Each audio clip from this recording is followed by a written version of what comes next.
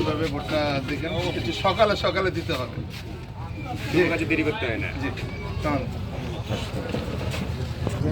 আমরা যে আসছি সাধারণ আপনাদের এলাকায়, আপনারা একটু অন্যভাবে দেখবেন, আপনাদের বলবেন এবং ফ্যামিলিকেও বলবেন প্লিজ।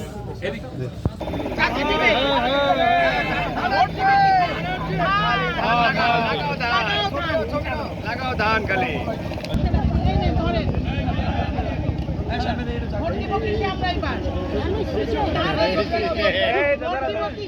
ধানের শীষে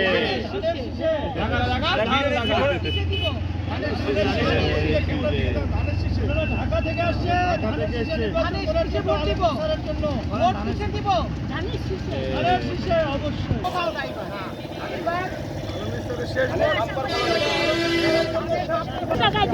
জি চাচি, আমরা ধানের শীষে দিব।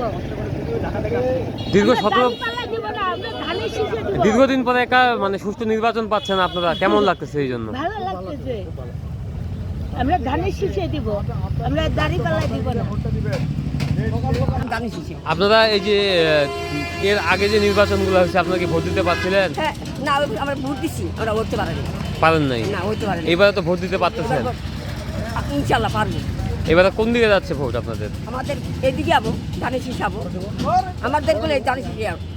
ধানের শীষে কেন দিবেন ভোটটা? ধানের শীষ ঠিক করে দেবো। আমরা আছি আমাদের গ্রামে, অন্য গ্রামে যাবো কেন? কথা দেয়, কথা নেবে, আমরা বুড়ি হয়ে গেছি, বুঝছো? 100 কালানোর ভোট দিচ্ছি আমি। হ্যাঁ, এই তো বুঝছো, আমাকে সন্ধান না, আমরা দেখি না, আমার গেলে আমাকে ফেলাই দেবে আলমি স্যার, দিয়ে ফেলাইয়া বুঝতে পারিও।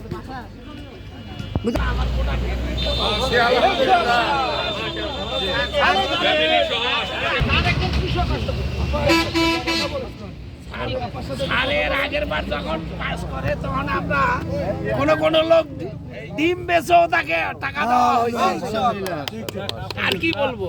ঠিক আছে, এবারও দোয়া করবেন, সবাই তো ভোট দিবেন ইনশাআল্লাহ। দোয়া করবেন, আলহামদুলিল্লাহ হবে ইনশাআল্লাহ। সবাই তো আপনার ফ্যামিলির আশপাশ সবাইকে বললাম তো, আমার ফ্যামিলির সবাইকে আমি এই ধানের শীষে ভোট দেওয়া। আলহামদুলিল্লাহ।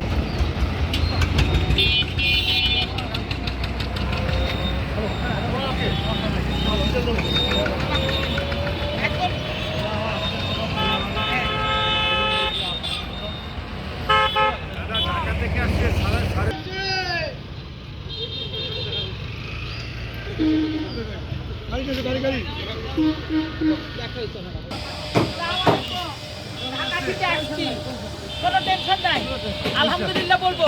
হ্যাঁ, আলহামদুলিল্লাহ, বিপুল ভোটে আলহামদুলিল্লাহ। স্যার যে কাজ করছে, স্যারের এলাকায় স্যারকে সবাই ভোট দিতে জানি, তারপরেও আমরা ওনার সালাম নিয়ে আসছি আপনাদের জন্য। ঢাকা থেকে আসছে চিন্তা করেন, তাহলে আমাদের দায়িত্বটা কতটুকু?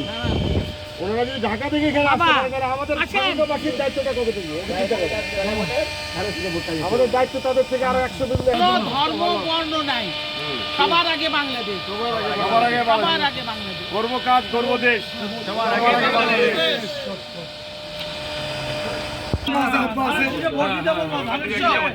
বাড়িতে তো মা আছে, ঢাকা থেকে ভোট চাইছে, তাহলে আমাদের কি বাড়িতে কি মা আছে, বাপ আছে, বাবা আছে, মা বোনদের প্রত্যেক। ঠিক আছে, এদিকে ঘুরো।